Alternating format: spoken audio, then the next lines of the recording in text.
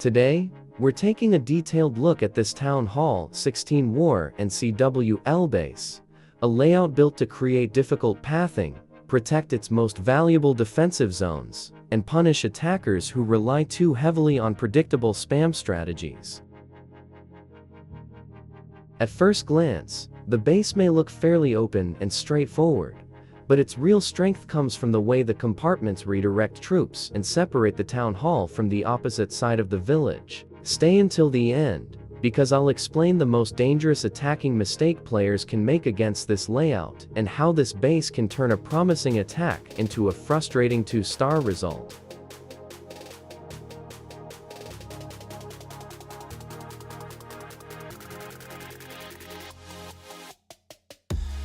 The town hall is positioned inside the lower left section rather than directly in the center.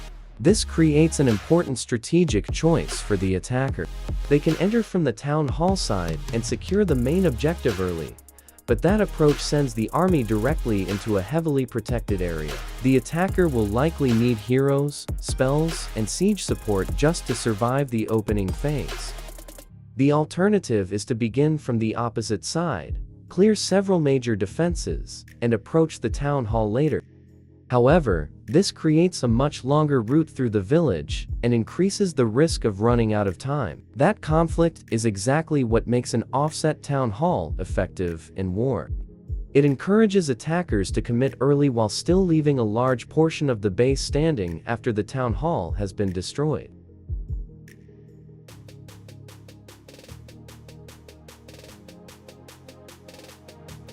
The center of the layout contains several high-value defensive buildings protected by a rectangular wall structure.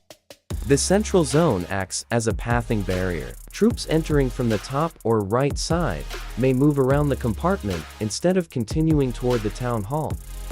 The narrow channels between the walls are also ideal locations for traps. Giant bombs, spring traps, skeleton traps, and tornado trap combinations can be used to interrupt the army at crucial moments. The surrounding compartments are deliberately uneven. Some sections are long and narrow, while others contain only a small group of defenses. This makes troop movement much harder to predict.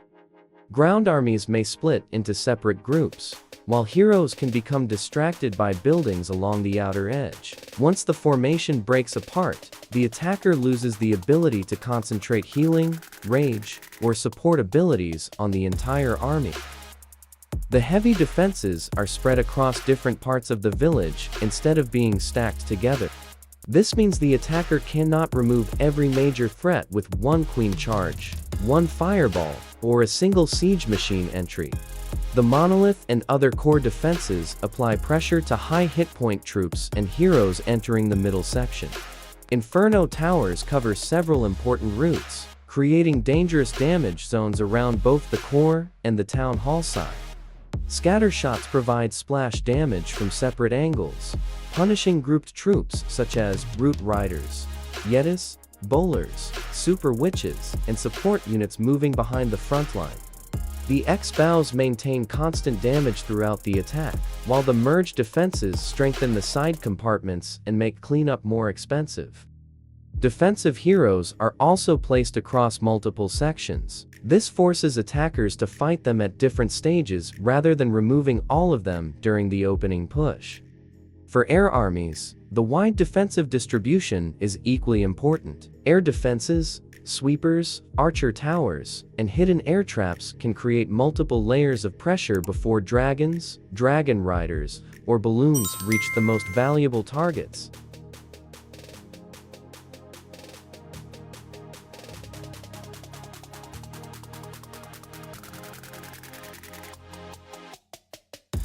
The biggest mistake against this base is attacking without creating a strong funnel.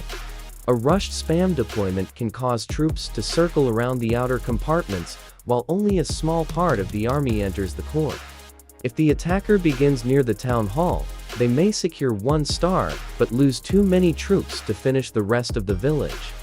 If they begin from the opposite side, they must maintain enough momentum to cross the core and still reach the town hall before time expires. This layout is therefore designed to defend in stages.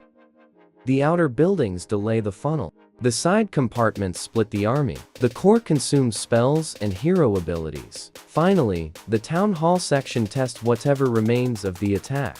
That layered defensive sequence makes the base well suited for both regular clan wars and CWL. Overall, this Town Hall 16 war and CWL base combines an offset town hall, difficult wall geometry, spread out defenses, and deceptive troop pathing. It does not depend on one single defensive building. Instead, every section works together to slow the attack, divide the army, and reduce the attacker's control.